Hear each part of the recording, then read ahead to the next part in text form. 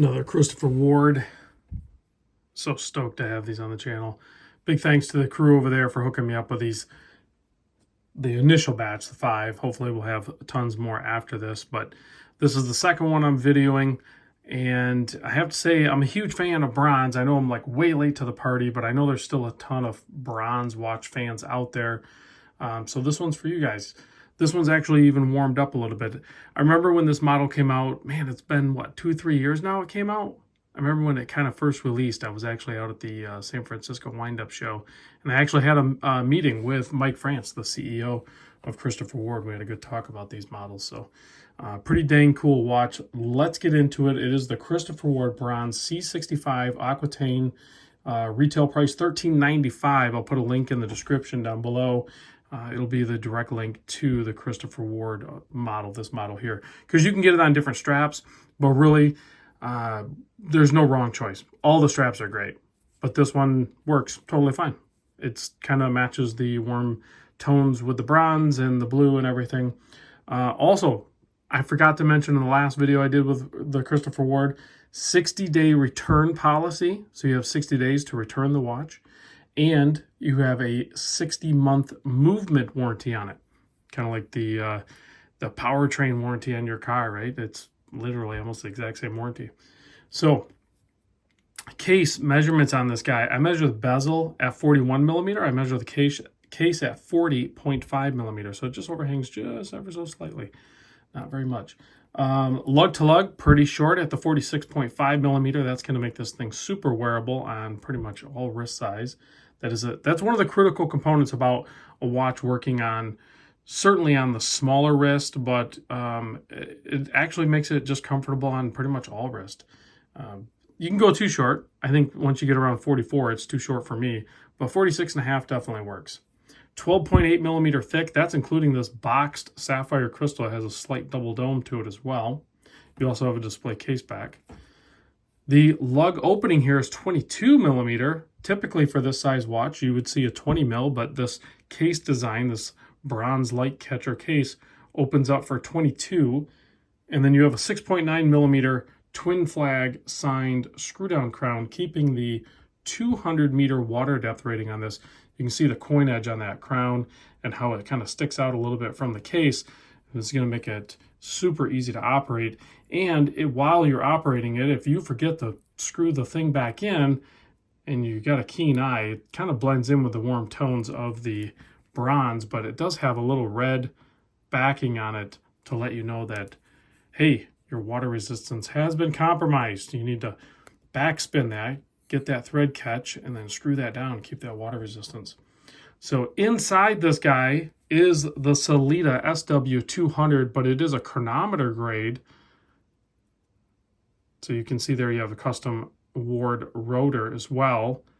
And then that Sellita SW200 COSC, meaning that it should be regulated to accuracy levels of -4 to +6 per day, somewhere in that range, okay? That's what the COSC spec is. I gotta move these hands out of the way because I don't want them overlapping like that. Gonna drive me nuts. Okay, here we go. Excellent crown action on this. Well, I'll try to do a little close-up on there so you can see that nice blue color works great with the bronze. You can see this bronze is already warmed up a bit. It'll be brighter when you first buy these watches. It'll be a much brighter material. This one's been around a little bit, so it's kind of warmed up, meaning that it's getting some patina. But they kind of color match the hands and the markers and all that good stuff. One thing that is, I would say, could slightly be a miss, but isn't. It's debatable, right? Because I was going to kind of like nitpick on the date wheel being white, but because the twin flag and the chronometer 200 meter 660 feet are in white, it kind of works, right? Like it balances out. So if those were printed in a warmer tone, then yeah, we would definitely want that date wheel in a warmer tone. But being that that white is also on the dial, it's fine. It works fine. I have no problem with it. You have that trident on there. That's really cool. That's kind of their trademark balance for their seconds hand. And then, well, most of their hands on their divers look like this. A super broad arrow for the hour, and then a kind of long tapering pencil minute hand, kind of maxi plots there, filled with lume. Just a great looking watch. I believe this is a sapphire cover over the, or a sapphire bezel insert too. I didn't see any indication that it wasn't any other material. 120 click bezel, no play, solid action. And just like the other ward I did, it can be a slow or fast fidget spinner. I know that sounds weird, but like for the bezel click snobs out there, sometimes a slow click bezel doesn't sound, how do I say this? Sometimes bezels sound good when they're going slow, but then when you try to go fast, they sound terrible, or vice versa. This one, as weird as this is super watch guy nerd stuff here, but it feels and sounds good slow or fast. So that just is a sign of a well-sorted bezel. So matching hardware, of course, is also going to keep that patina going, and then rubber keepers here, both floating, so that's going to be nice and comfortable as well. Let's pop this on my 7 1/4 inch wrist so you can see what that looks like. These straps are great. I've mentioned this before. You could, even if you were just looking at buying the straps independently of the watch, I believe you can do that on Christopher Ward's site. That is definitely something to look at if you're looking for straps. Leather straps, rubber straps, the hybrid straps, and then the bracelets are only going to fit the Christopher Ward watches. I think they might fit other watches, but I'm not going to try it. But there it is on wrist. Now it is time to blast this thing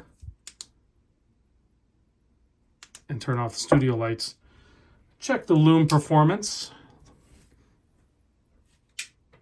Excellent. Kind of beyond excellent, because the lume bezel and everything, it's like solid. It's hard to miss with these. Yeah, it pushes up the price point, a little bit, but you're getting a lot of watch still for the money. I think you're right at that point where it would be difficult to get more watch for more money. So I think it's a good safe spot to purchase a watch at with Ward. And once you get above that $1,000 price point, which most of their watches are at, it's a brand and a quality of watch that could cost much more, I guess, is my point. And you just get a lot of watch for the money. I'll see you guys on the next vid.